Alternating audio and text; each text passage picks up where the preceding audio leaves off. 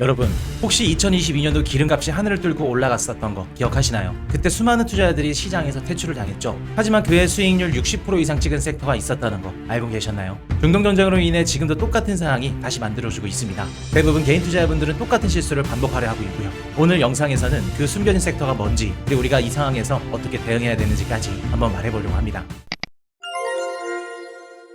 저는 최근에 중동 사태를 보면서 이상한 점을 한 가지 발견했습니다. 뉴스에 나오는 시각과 실제 현장의 지리적 조건이 너무 안 맞다는 건데요. 그래서 한번 파보기 시작했습니다. 파면 팔수록 이거 2022년도랑 너무 똑같은 구조인데? 라는 생각이 들더라고요. 그래서 이걸 알려드리려고 오늘 영상에서 총 3가지 포인트를 정리를 했습니다. 첫 번째는 중동전쟁의 진짜 지리적 현실, 두 번째는 지금 미국 증시가 희망이라는 것에 얼마나 비싸게 가격표를 매기고 있는지, 그리고 세 번째, 숨겨져 있는 한 섹터가 역사적으로 얼마나 저평가되어 있는지를 말씀을 드리려고 합니다. 요즘과 같이 어려운 시장에서 어떤 종목을 사야 될지 감을 잡으실 수 있을 겁니다. 오늘 영상을 준비를 하면서 제가 가장 크게 놀랐던 부분부터 한번 말씀을 드려볼게요. 뉴스에서 중동 얘기가 나올 때마다 대부분의 투자자들은 이렇게 결론을 내립니다. 호르무즈 해협만 다시 열리면 유가는 정상화될 거야. 혹은 전쟁이 끝나면 에너지 시장은 무조건 원래대로 돌아올 거야. 라는 생각입니다. 여러분들도 한 번쯤 들어보셨을 거예요. 근데 제가 페르시아만 지도를 직접 찾아서 열어봤더니 이 기본적인 얘기들이 완전히 깨질 수 있다는 걸 느꼈습니다. 페르시아만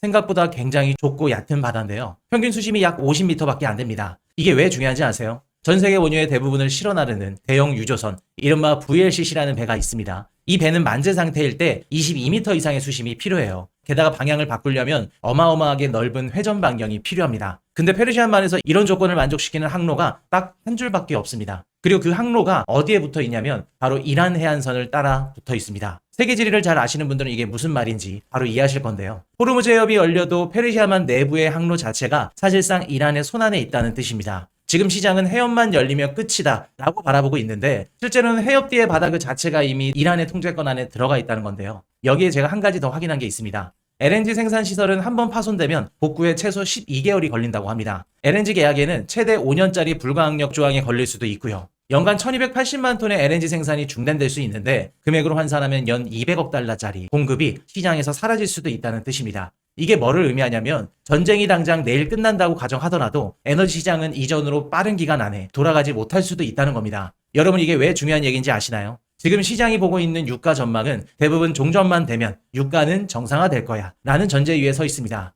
근데 그 전제가 틀렸다면요. 시장 전체의 판단이 거꾸로 서 있다는 얘기가 됩니다. 제가 지금까지 미국 증시 분석을 쭉 해오면서 느꼈던 건데 시장이 기업의 가격을 매길 때 보는 게 크게 두 가지가 있습니다. 하나는 재고와 흐름, 그리고 또 다른 하나는 희망인데요. 이해하기 쉽게 설명을 해볼게요. 동네 슈퍼를 하나 상상해 보세요. 슈퍼에는 진열된 물건이 있습니다. 이걸 재고라고 할게요. 그리고 매일 새로운 물건이 들어오죠. 이게 흐름입니다. 이 슈퍼의 매출이 얼마나 나오는지는 재고와 흐름이 얼마나 안정적으로 유지되는지를 보고 결정됩니다. 그럼 여기서 희망은 뭘까요? 이 슈퍼가 앞으로 엄청나게 커질 거야. 10년 뒤에는 전국적인 체인이 될 거야. 그런 희망적인 스토리를 말하는데요. 실제로는 아직 한 번도 흑자를 낸 적이 없고요. 재고 흐름도 불안정한데 사람들이 미래 가능성 하나에 돈을 지불하는 겁니다. 이 프레임으로 지금 미국 증시를 한번 볼게요. 가장 대표적인 얘기가 오픈 AI죠. 오픈 AI는 지구상에서 가장 주목받는 AI 회사 중에 한 곳입니다. 근데 이 회사가 지금까지 단 한 번도 연간 흑자를 낸 적이 없었다는 사실 알고 계셨나요? 그런데도 기업 가치는 수천억 달러로 왔다 갔다 하죠. 이게 바로 희망에 매겨진 가격표입니다. 지금 나스닥을 주도하는 기업들을 한번 쭉 살펴볼게요.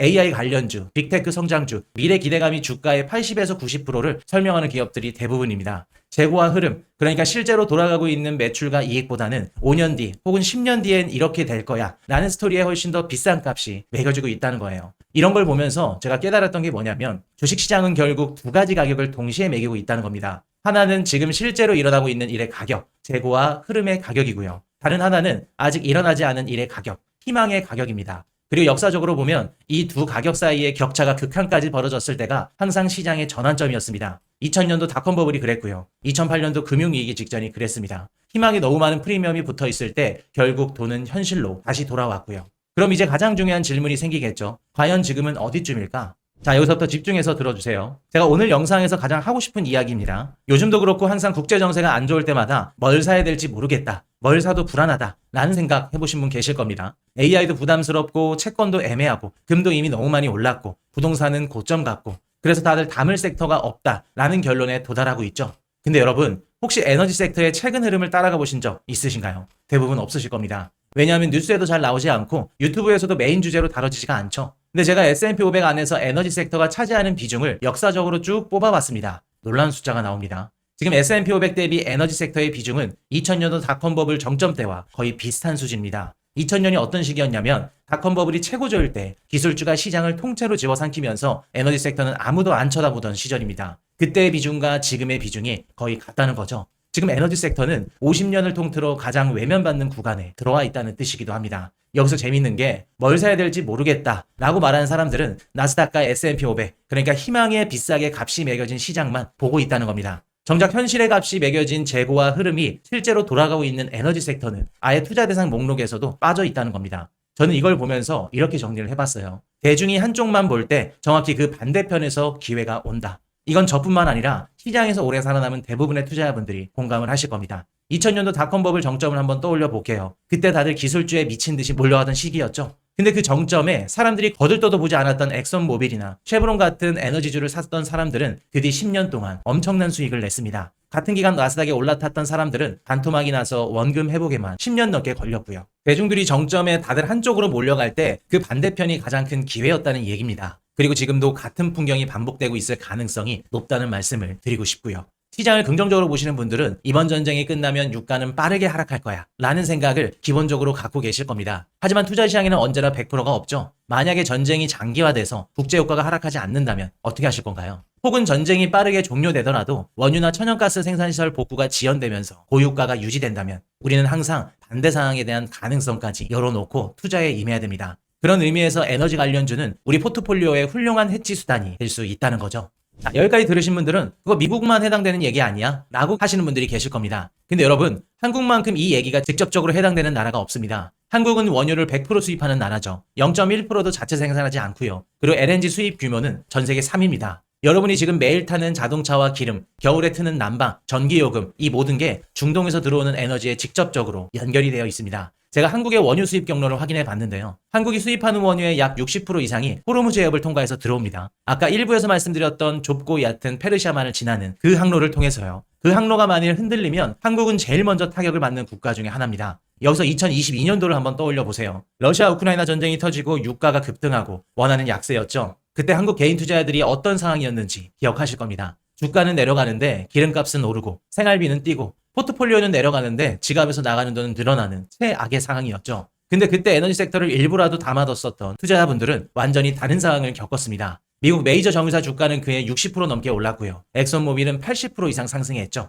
한국의 정유주, 가스주, 조선주도 비슷한 구간에서 크게 움직였습니다. 포트폴리오에 에너지 비중이 있었나 없었나 그 차이 하나가 2022년도 한 해 성과를 완전히 갈랐던 겁니다. 지금 벌어지는 중동 전쟁은 2022년도 러우 전쟁과 구조가 비슷합니다. 어쩌면 더 장기전으로 진행될 가능성도 열어두셔야 되고요. 근데 지금 여러분들 포트폴리오를 한번 볼게요. 에너지 관련 자산 비중이 몇 %일까요? 아마도 대부분 많아야 10에서 20% 혹은 0%일 겁니다. 2022년도를 겪어도 똑같은 구조가 다시 돌아왔는데도 불구하고 똑같이 에너지 비중이 소량이거나 0%인 분들이 압도적으로 많을 겁니다. 대다수의 투자자분들이 기술주에 열광하고 있을 때 LNG, 소형원전 같은 에너지 섹터를 작은 비중이라도 분산하는 것이 현명한 포트폴리오이지 않을까 생각을 해봅니다. 아직도 이 거시경제 흐름이 안 읽혀지시는 분들은 이번 영상을 통해 깨닫는 게 있으셨으면 좋겠습니다. 자, 그럼 오늘 내용 한번 정리해볼게요. 첫째, 호르무즈 해협만 열리면 해결된다 라는 시장의 기본 전제가 틀렸을 가능성도 열어두셔야 됩니다. 페르시아만 지도 한 장이 그 사실을 그대로 보여주고 있죠. 전쟁이 끝나도 에너지 시장은 이전 구조로 돌아가지 않을 가능성도 열어두셔야 됩니다.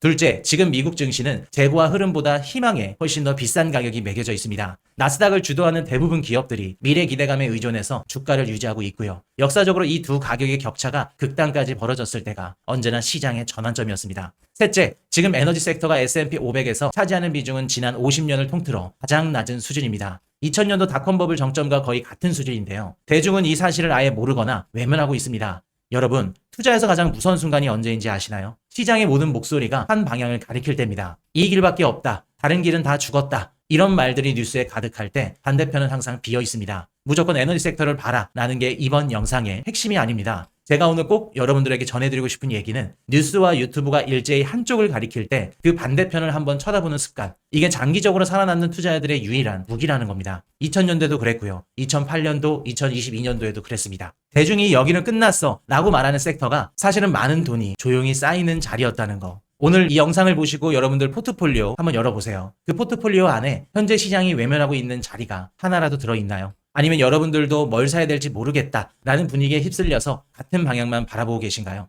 오늘 내용 중에 가장 와닿는 부분이 있으셨다면 댓글로 편하게 남겨주세요. 오늘도 영상이 도움이 되셨다면 구독과 좋아요 부탁드리고요. 지금까지 코슈 경제 채널이었습니다.